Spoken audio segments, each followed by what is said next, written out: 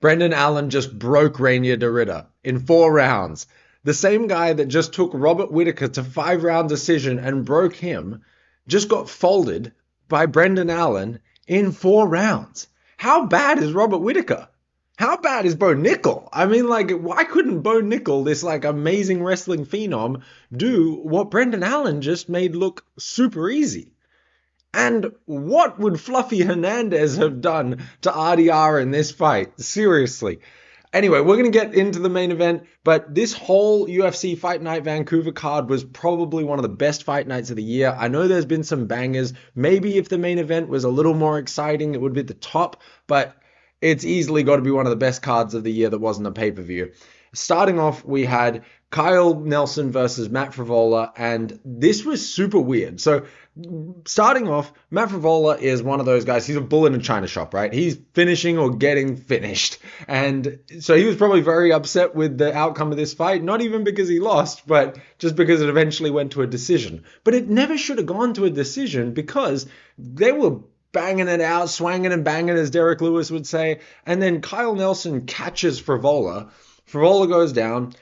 Kyle Nelson follows him to the ground. He's beating him to bits, like just caving his head in. And Matt Frevola's like, he's out of there. He's done. And Dan Maragliotta, the ref, with 3 seconds left, stops the fight. Like, he stops Kyle Nelson from continuing to just smash Matt Frevola's head. So they get up. Kyle Nelson consoles Matt Frevola, like, oh, your fight's over. Frevola doesn't want any bar of it. And then they go back to their corners and have a break at the end of round 1 to start round 2, because I guess Dan Maragliotta just decided, no, actually, fight's not over, keep going, after you just stopped it with 3 seconds left.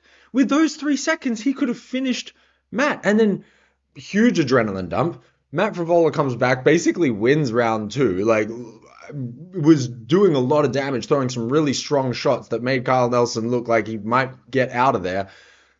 Kyle Nelson pushes through, clearly has a lot of heart and grit, ends up winning the 3rd round, gets the decision, thankfully, because it would have just been such a tragedy if he lost that fight.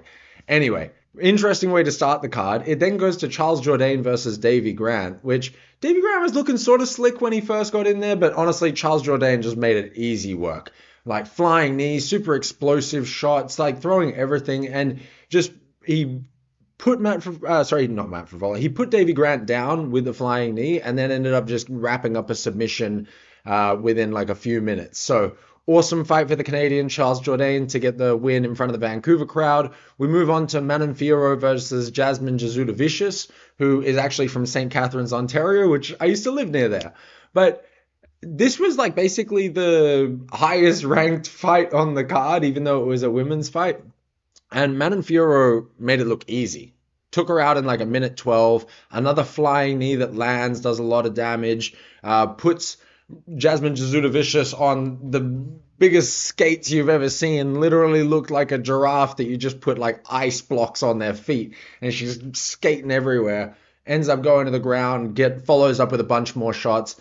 Ref stops it. Jasmine Jasudavicius protests the stoppage when she basically looked like Brock Lesnar did when Cain Velasquez made him like spin across the ring, but even worse. So yeah, Manon Fiorot shows she's like right at the top of that division. Amazing fighter. I don't know what you do with her next, but I guess we'll see.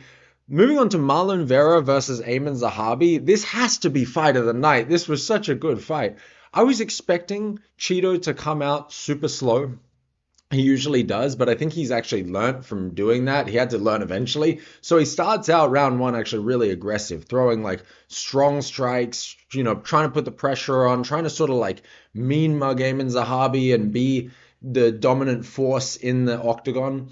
And Aiemann Zahabi is looking a bit like a nerd. He's just like, get away from me, get away from me. He's sort of on the back leg the whole time, just moving around. I believe he did drop Chito in the first round, or he got him with a good shot.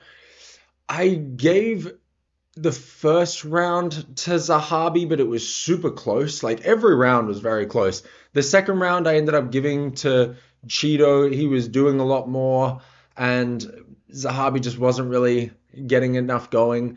And at the end of the second round, Chito just like stares down Zahabi. They have this like Robbie Lawler, Rory McDonald moment where they're just staring at each other. Because Zahabi's sort of like, you know, yes, he's a fighter, but he's not going in there with that same type of mentality that Chito does. He doesn't hate his opponent or anything like that. So he's trying to be like, oh, we're cool, we're cool. And Chito's just like,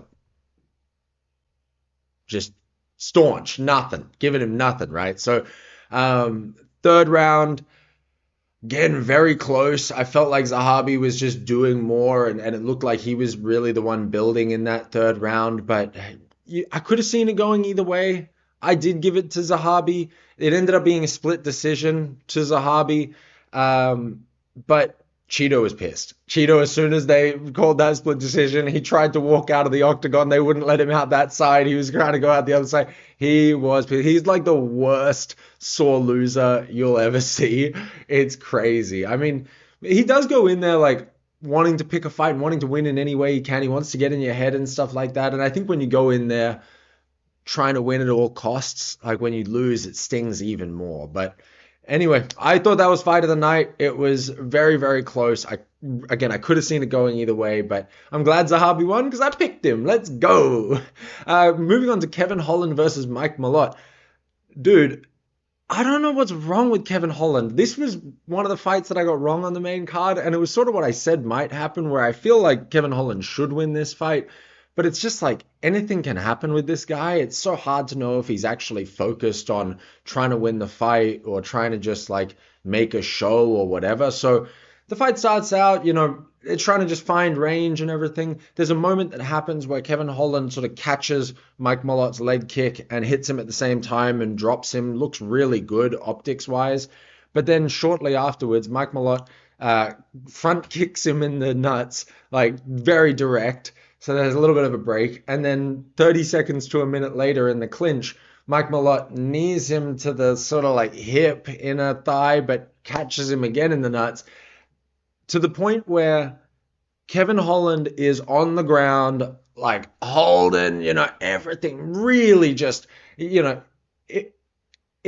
I'm to believe what Kevin Holland was trying to tell us, this was the worst hit in the family jewels anyone has ever taken, ever. Okay.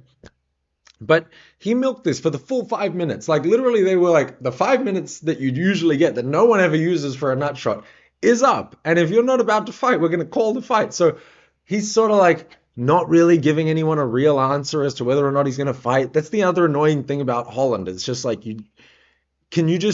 what's happening? Tell us what's going on. Like, are you ready to fight or do you not want to fight? Like, do you want to be here? What are you doing? Right. And so makes it super weird. They get back into the fight. He's still sort of holding his dick and being like, whatever, like playing games with it. The round ends. He then milks the thing. He continues to talk about the nut shot for the whole minute of his break, to the point where the doctors have to come in and make sure that he's okay to actually continue, and eats up another 2 minutes of the clock against a guy, by the way, in Mike Mallott, who is very power heavy and not cardio heavy. So you would think you would want to just like push the pace on this guy and make it so that he can maybe drain, but that's not in Kevin Holland's mind. He's like, how do I make the most out of this nut shot that happened 10 minutes ago? So basically he gets 3 minutes of break in between rounds after the 5 minutes of break they already had. And anyway, goes on to, in the second and third round, really make nothing of it. Basically just Mike Mallott just won both of those rounds, not by anything crazy, but Kevin Holland was still basically complaining about the nut shot right up until the fight finished. Even at the end, he's like, it still hurts. It's like, dude, what? Who cares? Get in there and fight, or just end it. If you'd have ended it when it first happened, halfway through the first round, it'd be a no contest, but now it's a loss for you. So I don't know what we're meant to do about this, but and then main event, Reinier De Ridder versus Brendan Allen.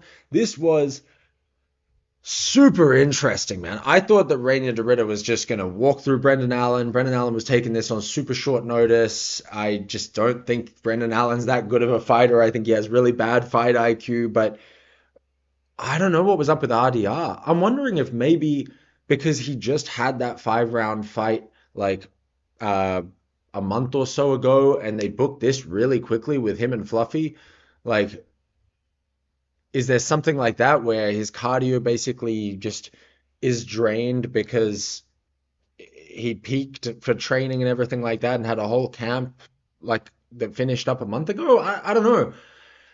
It just doesn't make any sense. He basically, so the fight starts. Reinier De Ridder's looking good. He looks like he's doing well with the striking. Brendan Allen goes to, wrestle him by grabbing the underhooks with the clinch. And then Reinier De Ridder does a judo throw, like inside control, immediately steps into mount. So he's in mount right away. Looks like he has an arm triangle choke that he's working on that it looks threatening. Looks like if he's able to, if Brendan Allen makes a single mistake here, he's done, basically. Ends up grabbing the back, has a body triangle for the whole first round, like super dominant first round for RDR. With like 30 seconds left, Brendan Allen ends up getting on top. But basically when the horn goes for the end of the first round, RDR is like barely able to get up at the end of round one. Like it takes him like 10 seconds to get up off of his knees at the end of round one. What are we doing? This is a 5-round fight. You're a UFC middleweight contender. You're a 2-division champion from ONE FC, and you're like gassed at the end of one round? I don't know what was going on, but basically second round starts.